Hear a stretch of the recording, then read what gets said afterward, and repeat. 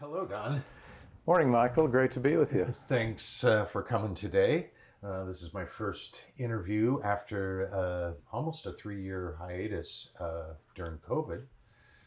So I'm happy to have people coming back for this project. And Don, just for history's sake, could you tell me your full name and what year and where you were born? Okay. Donald Joseph Feher, and I was born on January 19th, 1946, up at the UVX Hospital in Jerome. Oh, here in Jerome. Look at, yeah. I believe you're the first person I've interviewed, Don, that was born here. Oh, Yeah, so this ought to be cool. yeah. 77 years ago. Wow. Well, cool. We can talk about. Am I right that your family was here, involved in commerce or the mines in some way? Yeah, as a matter of fact, to go back and trace a little family history. Sure. Grandpa Joe immigrated from Sweden and came to Minnesota, across the northern United States to Seattle, down to the mother lode in California, worked the mother lode. And so by the time he got to Jerome, he was 28 years old, and that was in 1898. Wow, now this is gold. Well, he did gold up in the mother lode, and he, of course, had a bit of experience then before he got to Jerome. So Jerome was a good opportunity for him to begin prospecting. He didn't want to work the mines anymore. He wanted to be on the front end. So he started in 1898. I believe he worked on the Bartlett Hotel for a while it was being built as a cement foreman, and possibly on the Catholic Church. So, but he soon began his prospecting.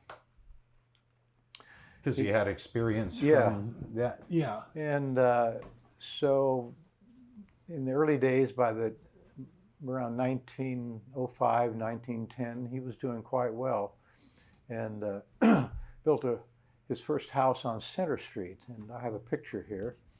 And this is on Center Street, right next to the Methodist Church, which is now a gray apartment building.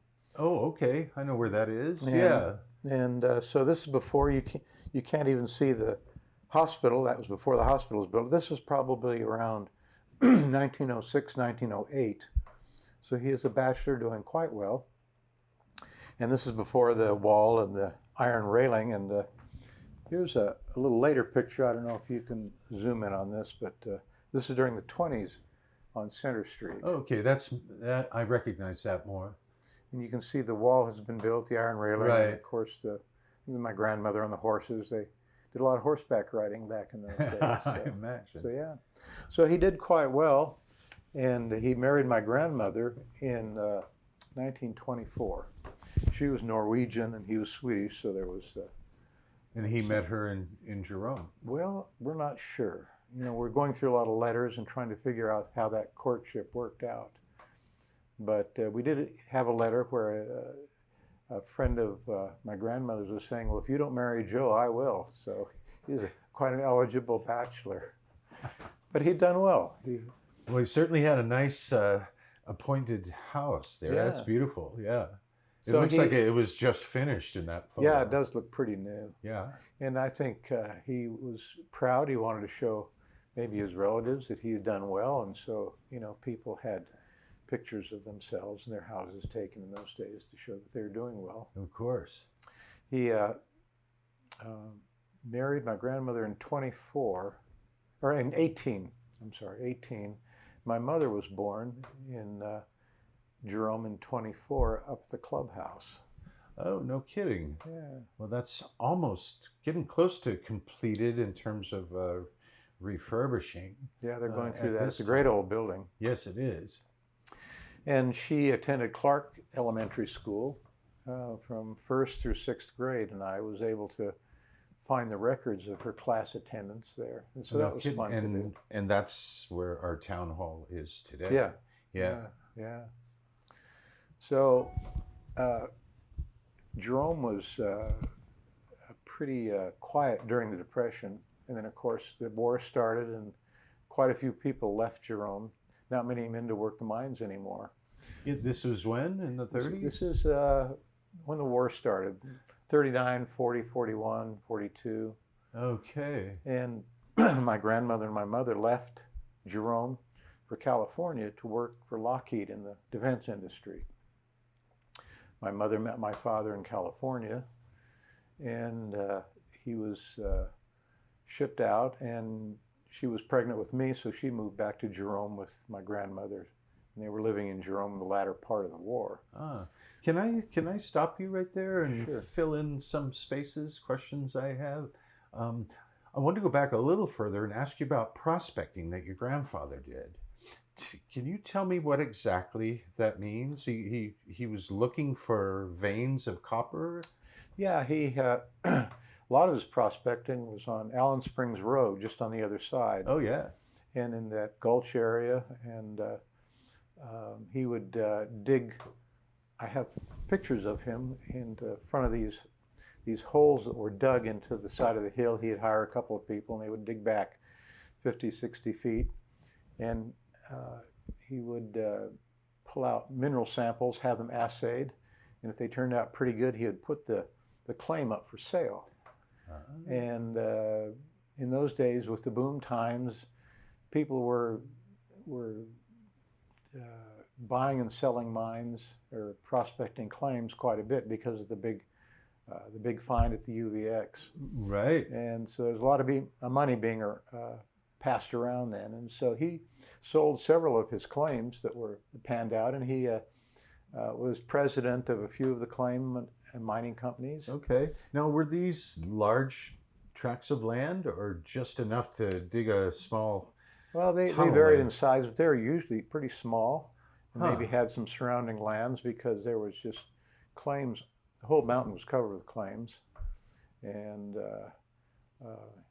he owned the Gadsden claim, which is over on the other side of Allen Springs Road, down in the valley there.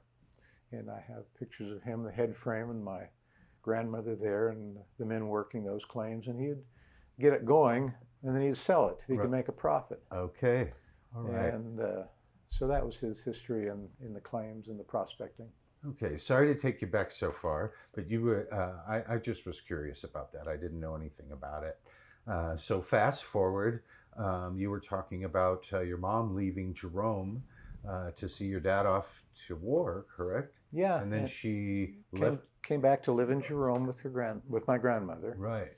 And just before I was born in Jerome, my dad got back from the service, and I was born in the UVX hospital up at the top of the hill there. No kidding. And this was 1946. 1946. I got another question to dig a little deeper.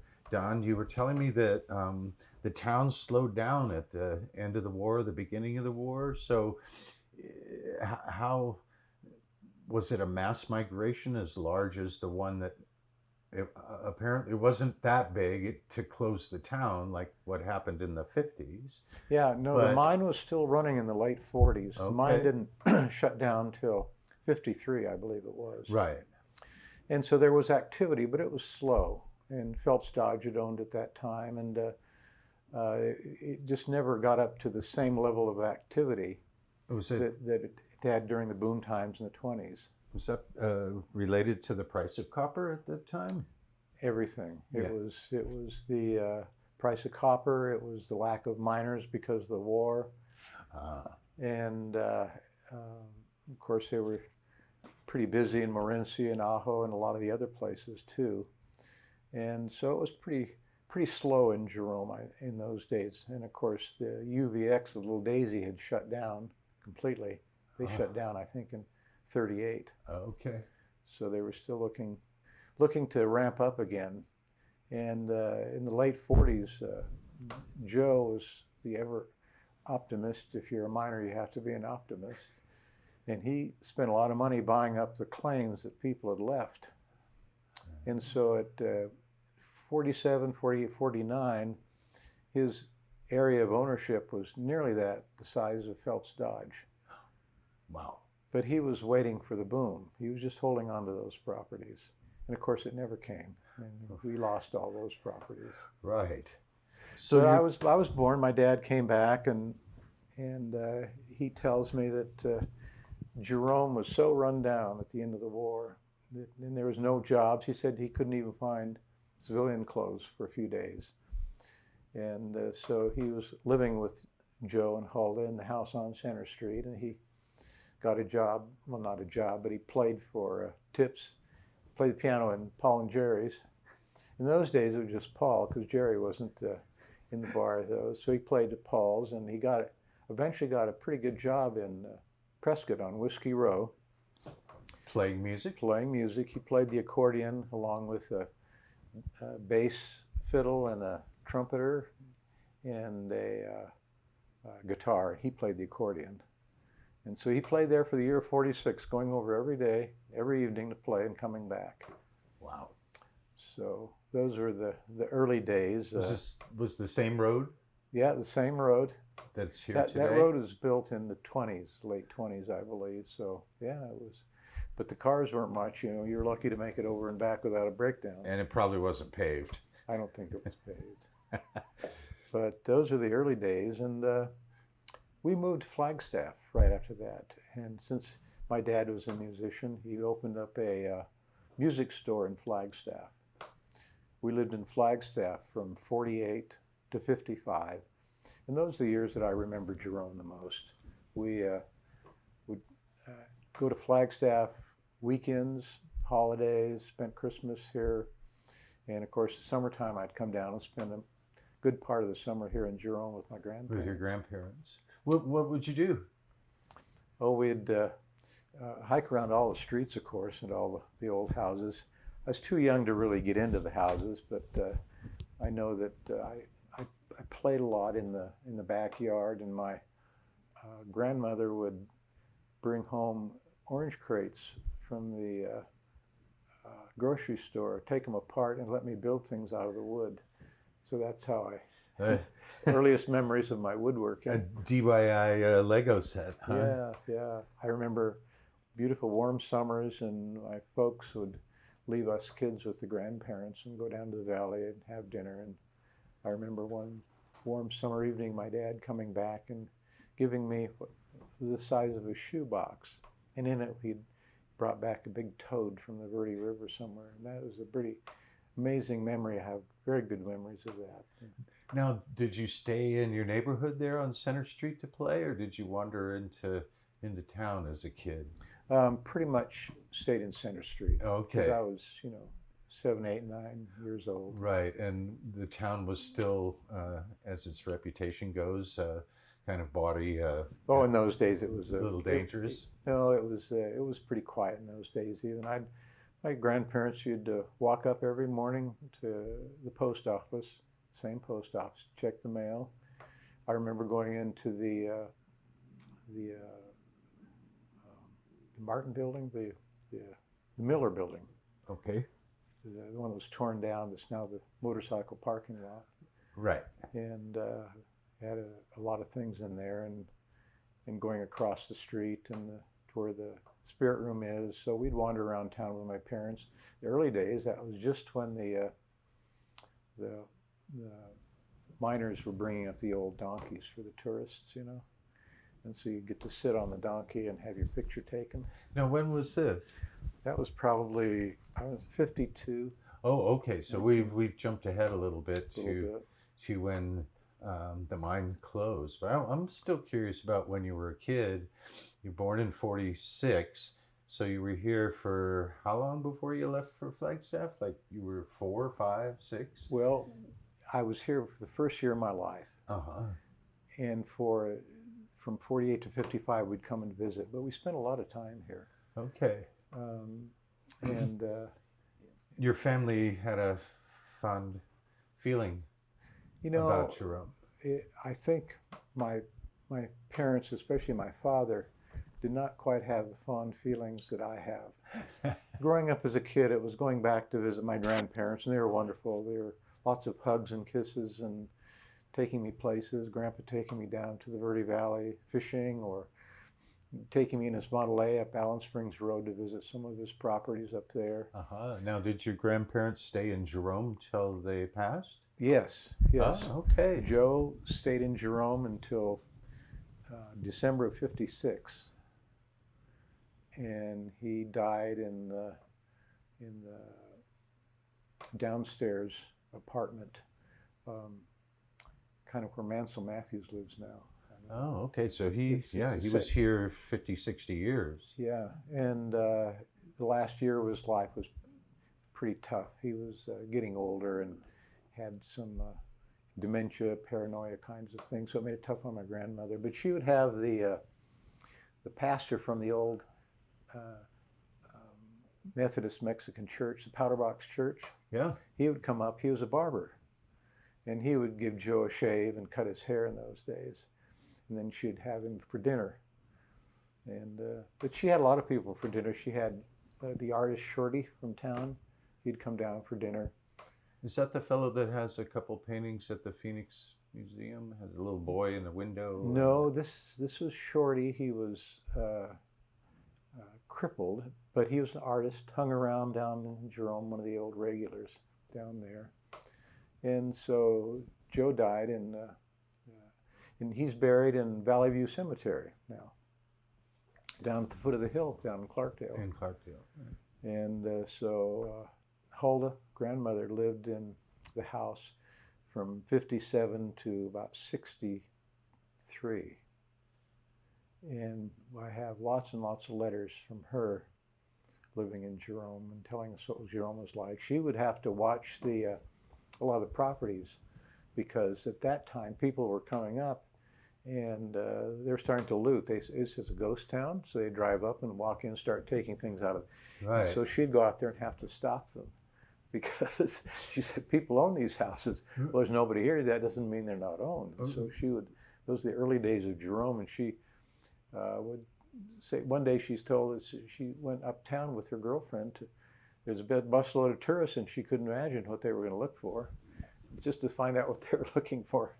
So it was the really early days, and those were a lot of, when the artists were starting to come. Oh, okay. In fact, my mother sold the house to the Matthews, who were artists. I think Potters, and now Mansell lives in the house now. So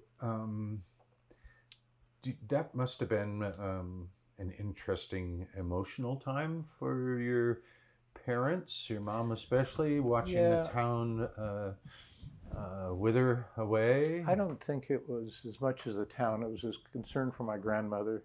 She was living here by herself. Okay. And she came to California and lived with us for maybe about a year.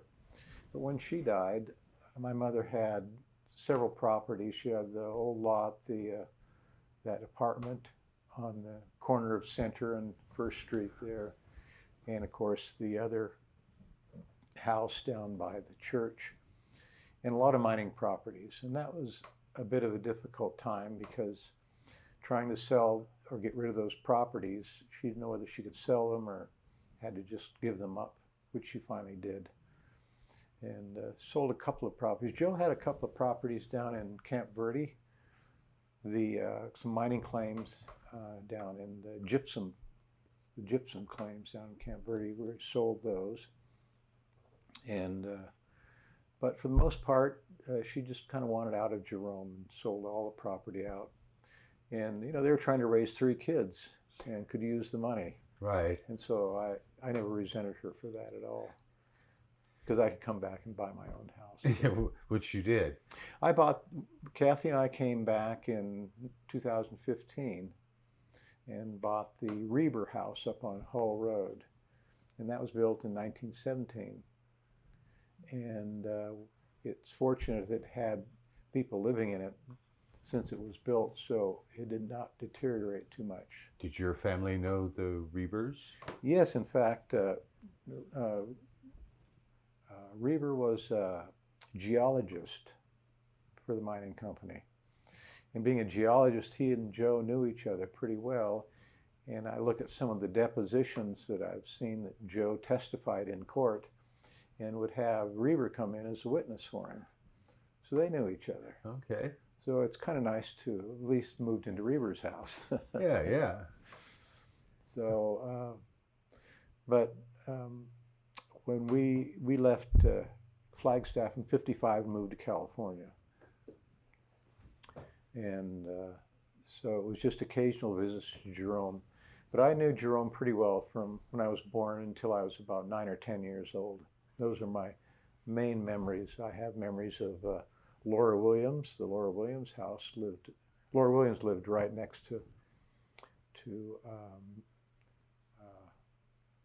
where they lived on First Street there. Right. And Laura and her husband, what was his name? Anyway, Laura wrote a column for the Verde Independent, and it was Jerome News. Okay. And so since Jerome was so slow in those days, when we drove up, she'd interview us kids. So we'd get our names in the paper that Don and Kathy and Janet came to visit in Jerome and up from Flagstaff. So that was fun to see her. And my Elizabeth Nile, who lived down on Center Street, was my grandmother's friends. Right next door in the church, right across from the church, was Winifred, who lived in the little white house on the corner there, where you turn by the Methodist church. Okay. And she had a little dachshund that used to come over to visit. I'm curious about how this town has changed so many times, and most of the interviews I've done, as you know, Don, have been with a lot of the so-called hippies that came to town in the 50s and 60s, which is the time after you left, but you were here as a kid at the end of Jerome's heyday, just before you witnessed what became the ground level of. I've been talking about the. Excuse me, I got a little confused. I've been talking the ground level of modern Jerome. Yeah, when it reached rock bottom and then started to come back. Yeah. And you know, I have people describe those early days of the current Jerome, but I'm curious about, you know, the feeling of the town as the life is literally getting drained out of it. Mm-hmm. And did you feel that as a kid, or is that a little bit too much for a 10-year-old to be aware of? I think the tone of the town was that the mines had pretty much slowed down. They were winding down, and there were again people curious about the town, people coming up for the day, and the artists arrived. I remember a lot of plein air artists. Huh. And I remember that was the time when the Historical Society formed. This is early 50s? This was, I think it was 1953 that the Historical Society formed. And I remember the formation of that. And they stopped really the tearing down of the town. And Phil Stodge was actually tearing down the town. They had torn down the Miller Building and a lot of the other buildings. A lot of the houses were being sold. A lot of the houses used to be in Jerome are now down in Cottonwood. And so... They took them down this mountain? Yeah, down the Hogback and right down. And so they were, it was a time of wanting to save the town. And it started with a lot of the old timers. And the hippies generation, the artists, of course, had a big hand in that too, but it actually did start in the early 50s when the mines were winding down, and not everybody left. My grandparents being an example, they didn't want to leave, and they saw the town being torn down, and so the Phelps Dodge sold quite a few of the buildings in the town to the Historical Society for $1 each. And subsequently, I think a lot of those were sold to private parties after that. So I remember the formation of that. I remember the signs, the ghost town signs being built. And down at the Lawrence Memorial Hall, Spook Hall down there. Yeah. And there was a time of pictures were being taken of the old timers. And there were still a few left that were monitoring the mines. I know Clarence Beale of Beale Street down there was a mining engineer. And Clarence worked for the mines for quite a while. And along with Reber, who was the geologist, they stuck around Jerome, and they were hired to kind of keep an eye on things. I think that Beale was down and looked after the Douglas Mansion for quite a few years. He was like a caretaker down there. And I think the mines paid Reber, the geologist, to poke around and make sure things were secure. So a lot of these old timers were just kind of keeping an eye on things, making sure vandals didn't get down there. And I know I came up to visit Jerome once after I got my license, and I drove my parents' car down to the Douglas Mansion just as they were beginning to renovate it for a museum, and it was on a weekend, nobody was there. I and my sister and a couple of friends were down there, and we went in the museum when they had all the drywall, and we just had a lot of fun running around. We didn't do any damage. We weren't vandals, but getting into things maybe that we shouldn't have been getting into, rooms where all kinds of things were. And on the way out, the gate was closed and we couldn't get out. And so pretty soon around the corner, here comes Clarence Beale. And he was going to have the sheriff come down and arrest us. And we were pretty scared. And then I tried to do a little tap dancing, explained that my grandfather was up here, my grandmother, and all that, and told him who I was because he knew my granddad. And he said, "Don't you kids ever come down here? I promise I won't." So that was our little story about that.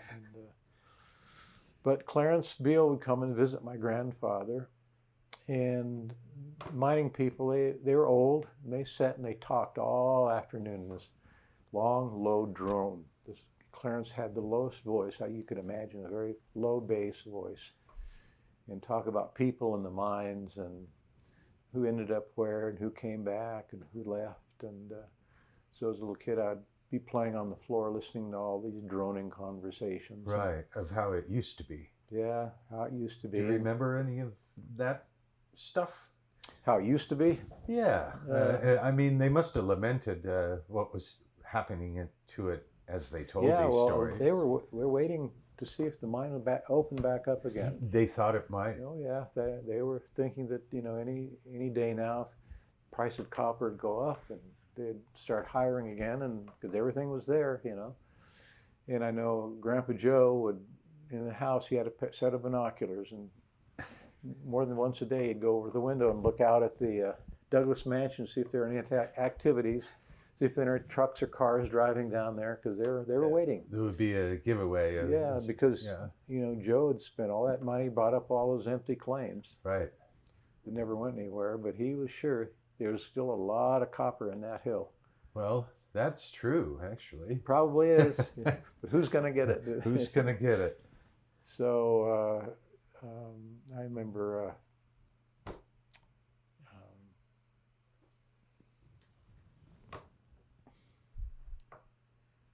let's see, Michael, I'm trying to... Well, that's okay. You can prompt me a little bit. We can pause for a second. I can always edit and cut here. What do you feel like,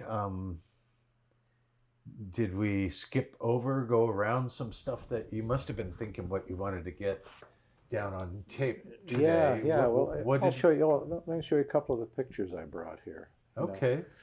I know that when, of course, I was here on vacations in summertime and on holidays, we'd come down, and of course the 50s, the early 50s were the days of the cowboys in Arizona, and of course here's Center Street, and here I am on Center Street in my cowboy get-up. I had my 6 guns, and I'm going to guess this is about maybe 1954. Okay. And I was probably around 8 or 9, maybe 10 years old, 54, 55. And the town is pretty empty at this oh yeah, point. yeah, yeah. It was empty.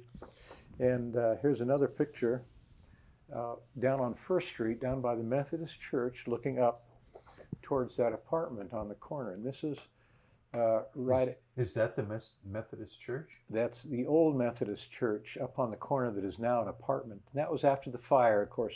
Oh, I see the school in the background. Yeah, that's the Clark School is up there. Okay, that's where Charlie lives now. Yeah. Okay. And you can see that was all kind of boarded up after the fire. And that's down below is a basement. Okay. There's apartments there now, but you can see there was a basement down there, and that's me with my camera and my fledgling years as a photographer, and my sister looking there. And I have another picture here of the basement down here. My grandfather kept his prospecting tools, his shovels and picks, and he had some pipes and all kinds of things. He also kept his car down, and this was the Model A he kept down there in the basement. Oh, wonderful.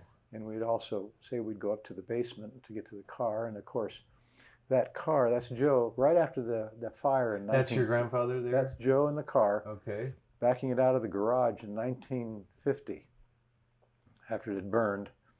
And he gave this car to Jimmy Cambrusi down on Holly Street. And Jimmy Cambrusi cut the back of it off and made it into a pickup truck. And here's that pickup truck. Oh, he put that together pretty nice. Yeah, and there's Jimmy next to the pickup truck, and he named it Smokey Joe. And it was Smokey Joe because it was Joe's fire. Right. And it burned up in the fire. So Jimmy drove that around town, and he was kind of the town handyman. He'd pick up and haul trash. He would fix a sewer leak in the town. He knew where all the town infrastructure was. So and when was this? And this picture was taken probably in 51, 52, okay. 53, right around there. And Jimmy came from Italy, and he made his own wine down there after Prohibition, of course. Right. He lived down there with his wife and daughters, and he and Joe were good friends. In fact, Joe hired Jimmy to go up and do a little work on the claims. Because if you didn't own the claims, you were just staked out the claims, you had to show that you were working the claims. And so you had to show receipts of people working on it and that kind of thing. So Jimmy helped out. Did you not tell me some other time that truck was at the museum? Yes, yes. Tell me that story. Yeah. So after Jimmy died, the truck was still in Jerome, and they put the truck in that little cage across the street from the spirit room. You know, where they have the. Oh yeah. They've had a lot of things in there, a fire truck, and they've had a hose truck. Yeah. Anyway, Smokey Joe was in there for several years, and then the family wanted the truck back, and so they took Smokey Joe back, and one of the nephews, I believe, decided to restore the truck. Unfortunately, he restored it, and it looks like a brand new truck now. Anyway, that truck is now down at the Douglas Park Museum, in where the little the shed in the back of the museum is, where a lot of the carts and is. And you go back, and the truck is there, and there's a little display board explaining this story is down there too. Cool. So that's where that came from. You got any other pictures to share? Well, let's see. I've got.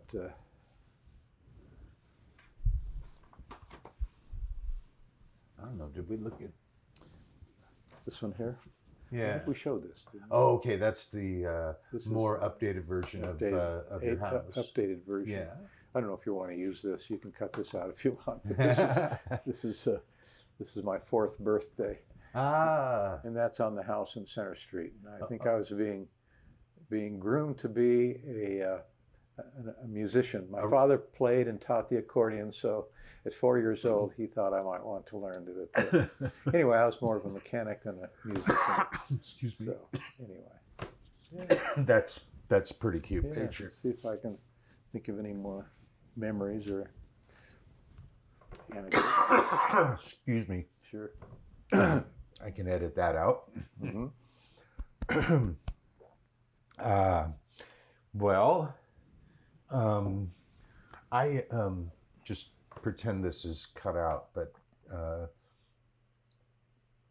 I was I found myself interested in you talking about the the waning days of Jerome Yeah, because it kind yeah, of sets up yeah. Okay, what the other interviews are about. And you're uh-huh. like the perfect person as a child Okay, watching the end of this. Can you yeah, think of any other stories yeah. in Well, that vein? I know that as you walked up 89A, the curve, just beyond where the Ghost City Inn is, there's the couple little wine tasting rooms where the Vina Zona is. Yep. Mm-hmm.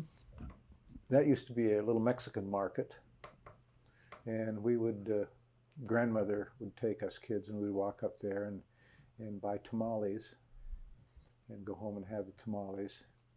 No kidding. Yeah, and so that was about the only place that you could buy That was open. that was open. Everything else had closed, so you'd have to go down the hill in the actually closest market. I'm thinking around 1952, 53 Yeah. would have been in Cottonwood, and my grandmother had an old early 50s Plymouth that she would drive down the hill and drive through Old Town Cottonwood and go into where the Tavern restaurant is now, the Tavern Hotel. Oh, okay.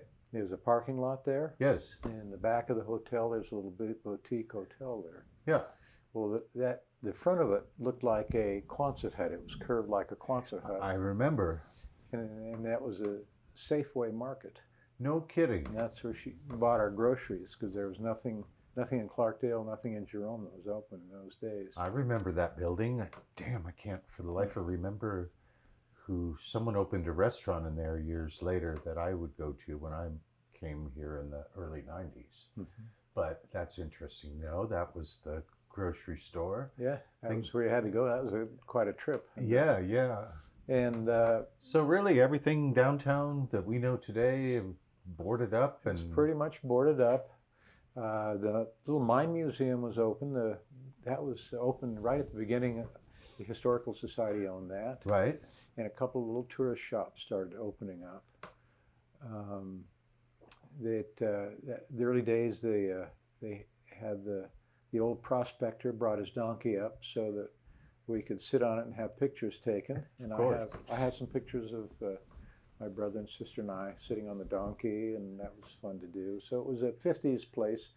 Early tourists were starting to wander around town, and the old guard was still around. Macmillan was still there, and the Boney Hughes was still there.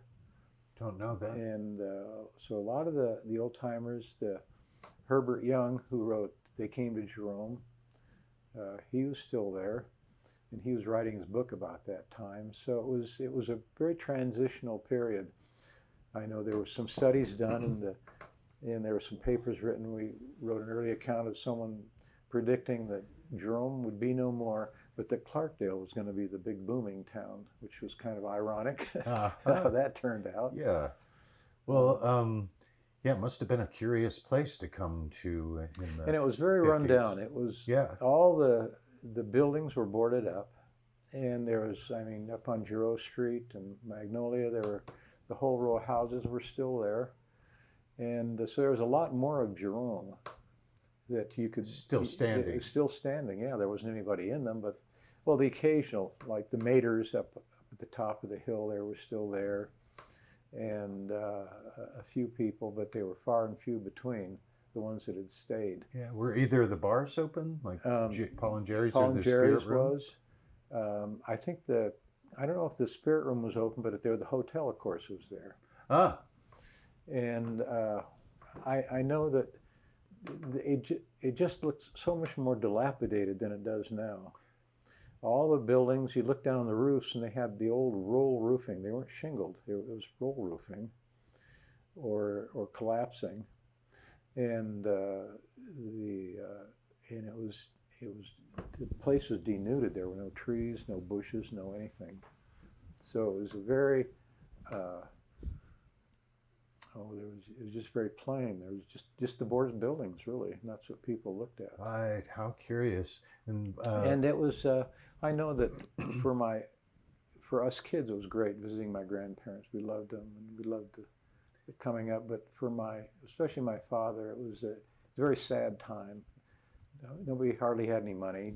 Joe and Hulda had lost their house. Their houses are worthless. Houses are worthless. Right. They're being given away. I think you heard all the stories that people would come in for $500 buy a house. I've heard those. And so my parents were trying to raise the three of us kids and trying to help my grandparents at the time. So it was more of a sad time for them. And I think my father would shake his head if he knew that I moved back to Jerome. Well, it's been reborn, Don. Yeah. So it mostly boarded up. Yeah, and they were trying to figure out how to save the town. And I know when the Historical Society, from the early records I read there, they were given these buildings, but kind of so what? Now what are we going to do with these buildings? The roofs were caving in. They were being vandalized. And I don't think people realize how long a journey it took for the Historical Society to refurbish and maintain these buildings that were ready to fall down. Well, they had to figure out a way to finance that. You know, Jerry Voynick, who's Jerry of Paul and Jerry's, I interviewed him. He was one of my first interviews. And he was here in that time, and he told me about how they came up with this great idea of selling the place as a ghost town. Right. And coming up with bumper stickers to do that, to attract people. And I have a picture of my grandmother with one of her friends, and it was a 1956 Chevy, and it had a bumper sticker on the back, Ghost Town, Arizona. But that was part of a ploy to save the town. Yeah. And of course, in a way, it's backfired a little bit. I mean, it's kind of overboard. Now we have these geo people taking electronic devices looking for ghosts, and my grandmother having to protect the houses there because it was a ghost town and people were taking things out, and so there was a lot of things you had to deal with because of now it's a ghost town, you know. Right. And of course, all the filming and the crazy videos that come from the ghosts coming out of the haunted hotel up at the top of the hill, and people being killed in the elevator shaft. Right. All those crazy stories. Oh, those great stories. So it's a little bit of a competition for the true history of Jerome. Yes, and what really happened, the and what's being made up. History, yeah. Well, I don't know. People like to be told tall stories, I think. Yeah. They don't mind if you exaggerate a little bit. Yeah. Especially if they've got their kids in tow. Makes it exciting. But for me, coming back, I brought my wife Kathy back in early 2000s. I said, we're ready to retire. I said, let me show you Jerome. As I remembered as a kid, I'll show you all the little places that I used to go. And so we kept coming back here. We stayed with Andrea at the surgeon's house, and for 10 or 15 years, we came back every year, and we started making friends here. And when it was time for us to leave California, I said, well, we keep coming back to Jerome. What do you think of the idea of living there? She said, well, I'd love it. I said, really? So it took us about a year and a half, looking on the internet for houses, and our little house on Hull Street came up, and I said, there's no perfect place in Jerome. You give up something. If you've got a view, you don't have parking. If you have parking, you don't have a house that was built for one family. You had an apartment building. So there's no perfect house in Jerome. And it's a challenge to live here. Yes. And it has to be worth the challenge to live here. So when did you come back? When did you move back with your wife? 2015. Okay. And we remodeled the house on the inside and moved in up there. And I've seen it. You invited me over, and you're a pretty incredible woodworker. Yeah. Well, and that was, a lot of details this and this beautiful was our things. this was our house. I guess I was born here. Maybe I've come back to die here, I suppose. So it would come full circle. Come full circle. Anyway, I still feel like a newcomer in many ways because everybody I knew is long gone. But it's fun to catch up on the 50 years that I missed. Right. Well, what do you think of the new town? I think it's great. I think, Jerome still has much of the soul that I remember, and that's the reason I was attracted to move back here. How would you describe that? Um,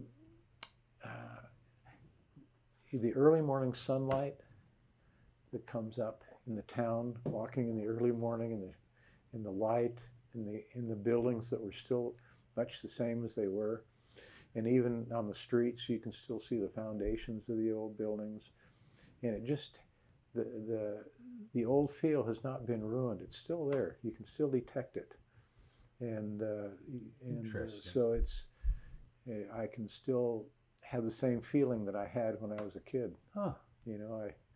I don't. I still knew I live in two worlds, in this world and that world, and they go back and forth all the time. Right. So that's interesting. So I'm happy to be here, and because of the warmth of my parents and my grandparents and the wonderful times that I had here, I keep that with me, and so it makes me happy to be here. Right. That's interesting. You say that Jerome seems to hold on to itself, and it does. And it's 2023, and we are really being. I don't know if overrun is hyperbolic, but we are busy every day of the week. Yeah. There's a traffic line every day of the week. That wasn't true even 20 years ago, 10 years ago. I feel like one of those old miners, thinking about the way it used to be, and that was just 20 years ago.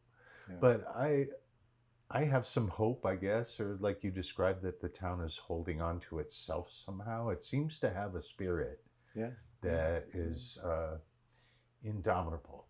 Yeah, it does. There's still things I find out about the town just being here, things I'm finding out of town doing research and reading in old newspapers. And so there's still growth right here to find out. It's not a dead end. It's more of a place where I can discover and keep growing. Whereas if I moved down to Phoenix or something, you'd just be sitting in a place that.